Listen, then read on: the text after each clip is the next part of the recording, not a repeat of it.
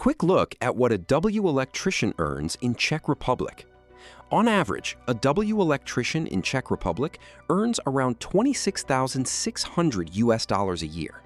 That is the average annual gross salary before tax. But after tax takes its share, you bring home $20,400 per year, which adds up to roughly $1,700 a month in take-home pay.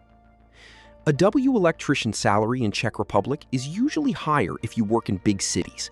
So if you live in Prague, your pay goes up to $24,000 after tax. Outside the capital, average W electrician pay drops below that amount, but lower rent and cheaper living costs often balance out the difference.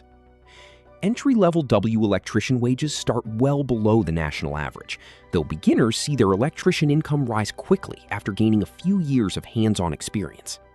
Without moving into supervision, your earnings will eventually plateau, which is why taking extra training helps you step up.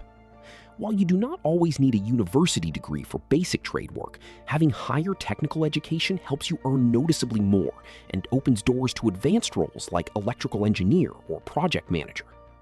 On top of that, small local firms pay less than large national companies, whereas international corporations offer the highest pay packages for skilled trades.